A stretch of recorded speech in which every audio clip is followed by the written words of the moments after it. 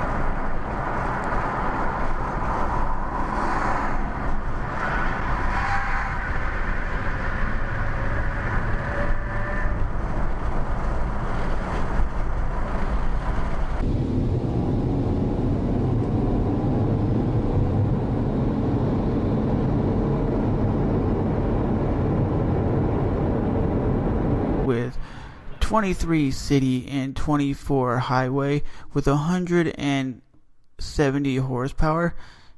This is one of those crossover vehicles. It's not an SUV and it's not a car. It also comes with a 2.5 liter 4-cylinder engine, so it's going to be more economical than a V6 or a V8. So this is, you're looking at what the car actually looks like on the inside. So with that being said, hopefully you guys like the video.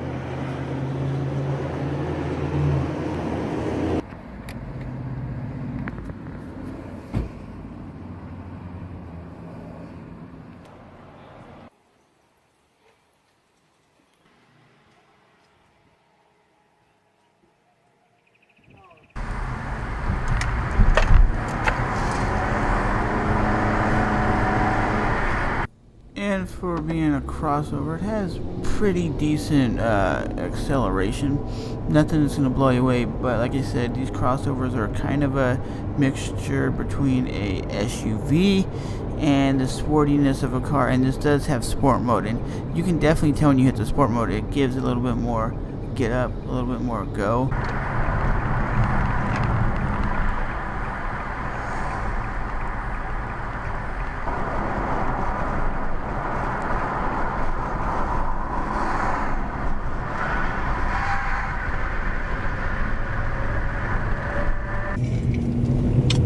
There's the 2013 Nissan Rogue. Who would this car be recommended for? I would definitely say this is a car that I would say realistically it's not a no thrills ride. There's nothing in it that's gonna blow your mind. It's one of those, if you want kind of a sportiness of a car but you kind of want to be raised up a little bit, kind of like a SUV, this would be the way to go. They're highly desirable. They're a car that I think everybody likes, especially women. I found women, especially that I've told that I'm driving this car, they're like, that's awesome, that's a nice ride, that's awesome, that's cool. But for me, I look at it as it's in between a car and an SUV. You're getting that little higher elevation of a SUV because the body of the car is sitting there. Goes the Nissan right there. There goes the Nissan Rogue right there. But like I said, it is a car that it sits a little bit higher than normal.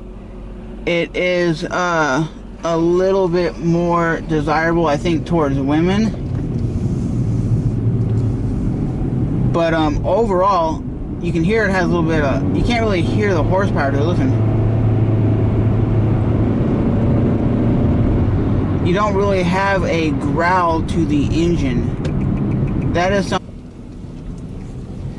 But you do see a lot of these crossovers around, from the Honda CR-V And I think these vehicles are kind of fading out the big bulky SUVs like the Ford Explorer or the Chevy Tahoe. Those cars are huge. They're big and not great on gas, and I know they hold a lot of people. Or the Nissan Xterra, those cars are big, and I like the body style of those. These give you like that rounded edge to it, or rounded body style, similar to what you would find on maybe a Nissan Altima or mini version of an SUV, or trying to be an SUV with that kind of sportiness of a car. And you hear the engine again. There's nothing that's like, wow, you're going fast.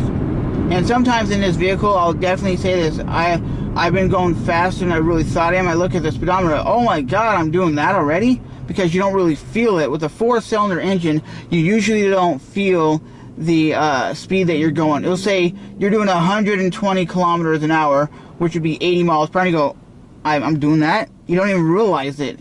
But I think this car actually performs better on the freeway than it does in town. And as like I said, you can't hear nothing. If I stop the car, you can't even hear the car moving. Now you can hear everything, all the cars going by. You roll the window up, it really dampens the noise a lot.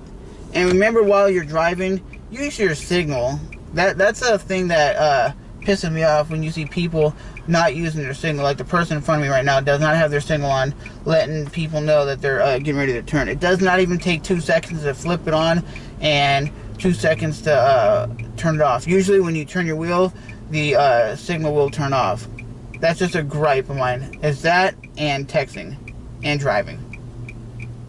This person in front of me is kind of dumb. You can turn right on a red light. You can merge if there's no cars coming, and there is no cars coming. So I don't know what this person's deal is. This person's going extremely slow. What's their deal? Oh, idiot assholes on the phone. Dummy. No wonder why you're doing like 10, 15 miles under the speed limit. It's a 45 mile zone, which would be 80 kilometers an hour. And this dude is doing like 40 kilometers or like 20 miles an hour. I don't get people like that. Just like I said before I started around the corner, I said what pisses me off is people who drive and text and they talk on the phone because they don't realize the conversation they're having on the phone is making their judgment of driving that much more horrible. They don't realize that, and it's extremely horrible, to be completely honest with you. It's extremely bad to drive and text and even talk on the phone. You know, like if you're driving and you're recording like a video like I am, that's different because I can't even reach the camera. The camera's on my windshield and it's just pointing at me. It's just like those GoPro videos. But for people who are like talking on the phone, they don't realize how in depth they get into the conversation and how much that can change their ability to drive.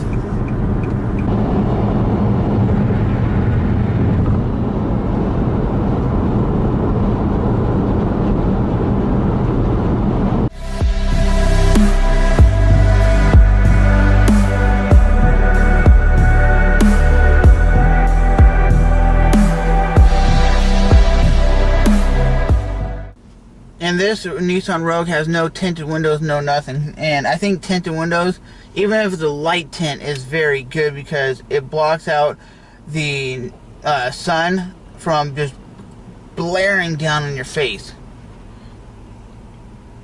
But like I said, this vehicle, the Nissan Rogue, is very, very popular. It's a very popular style of vehicle. At least here in America, it's very popular because I just see another one going right by. They're everywhere. So, if you were wanting to pick up a Nissan Rogue, they're probably highly desirable, and a lot of people do want them. Some people, I would say, most people that I see driving these, like a Honda CR-V, a Nissan Rogue, anything like that, it's usually females that are driving them and females that are buying them. I don't really see too many dudes buying them.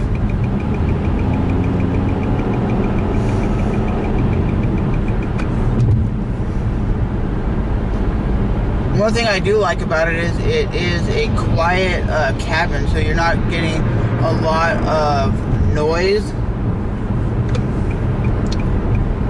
So if you're one of those people who just like to ride and not have a lot of loud noise, like the tire noise or anything, then that's good. And when you hit the gas, you don't really feel or hear the engine that much, because it is a 4-cylinder engine, so there's nothing that's going to be blowing you away with that.